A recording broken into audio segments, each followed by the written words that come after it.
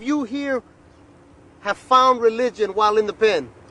People turn to religion, man, because they've been out there struggling so long and robbing people so long, you know what I'm saying? They're in and out, right? So they get tired and they turn to something, man, you know what I mean? Because because they can't do it on their own, man, you know? Yeah. So they go to God and ask God for help, you know what I'm saying?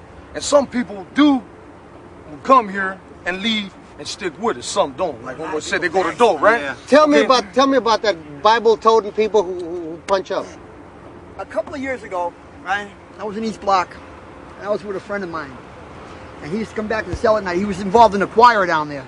Now, I won't mention her name. Yeah. And he used to come back preaching to me all the time about religion. I've seen it so many times in so many years in the pen. And then I see him on the street, you know, and they're shooting dope again.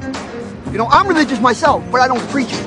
I'm a soldier in the army of the Lord. I'm a soldier in the army. Yeah, I'm a soldier. that's right. In the army of the Lord. In the army. Are you all giving your heart to Jesus because the state owns your ass? No way. That's a pretty important question. It's a good question. Okay. Because a lot of people here in prison will try to hide from the yard or something like that by coming into the church. Right. You know, because maybe they're a little afraid of being out there. Right. But I made an active choice, and I think I believe in my heart that all these brothers made a choice as to what they wanted to do. And we here because we want to be here. Yeah. Not because the state has us, but Christ comes into everyone's life at a certain time. And it's when you get as serious as we are, you know it's your time. I think people that use it as a crutch. You know, I mean, preaching it to other people. I feel personally that there is no man in this whole world that's completely Religious. No, complete man without some type of knowledge of the Bible and our Creator.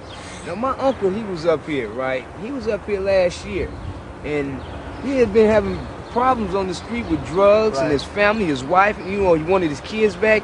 The man came in here and he stayed in his cell, he went to work and he read the Bible. And when the man got out, he went down and got him a trucker's license. He drives trucks now. He's a deacon in his church. He has his family back. He has his wife back. He moved from the Bay Area. A lot of people always say, Okay, let's yeah, ask he's this. making his money legally now. And a lot of people always saying religious is a cop-out. How many out of 100? How many out of 100 would Even make if it one, stay though, even if one is successful? for real. If they just That stick he's to it. blessed. We can give him that he's blessed. If they, no, you all blessed. We're all blessed. Ernie, what or who do you blame for your condition? Mainly myself, to tell you the truth. I can't really blame nobody. I mean, I could have chose my own ways, but I chose to run with the homeboys and the barrio and do drugs and rob, steal, whatever I had to do. But I mean, if I would have known different back then, I would have chose. What price has this lifestyle cost you? Here it is, prison. Are you in this for good? Is there an out for you? What can society expect from you? Truthfully, the cycle was made to come in and out on the parole thing. When you're on parole. You're on parole. When I left here, I was only out 12 days. I left here in January. I was back in February. Parole is a set cycle for you to come back. Yeah, You set to fail. Set to fail. But see, the object of it is, if they had any kind of rehabilitation. okay, so check me, answer this, tell me this. Contact with the police, you violated. Around the wrong person, you violated. Who's the wrong person? How come you so quiet, man? What's your point? Oh, I was just gonna say, you know, convicts get out of prison, they don't have no kind of education. They they have education, education, Street education. but you know, about getting a job and all that, it's like, why get a job when you can make a couple $1,000s a day selling it? When you can work for Jack in the Box and make $5 and literally make a couple of dollars a day. Are you gonna come back? Hopefully not. There's doubt that you're not that sure. Well, it's not that I'm not that sure. It's just that when you get out, you're on parole. Somebody's word can just put you back. Believe me.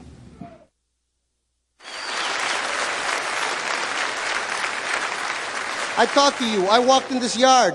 I was touched. I was moved. Whatever it is, your crime, you're man enough to do your time here.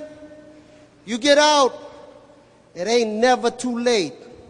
It ain't never too late. You got loved ones out there, you got children, you got family. They need you out there. Huh?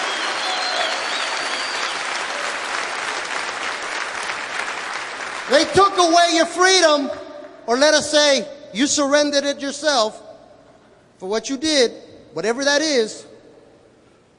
But when you get it back, don't lose it again. It is the most precious thing you have, more precious than life. Because when you ain't got freedom, what you need life for? Right?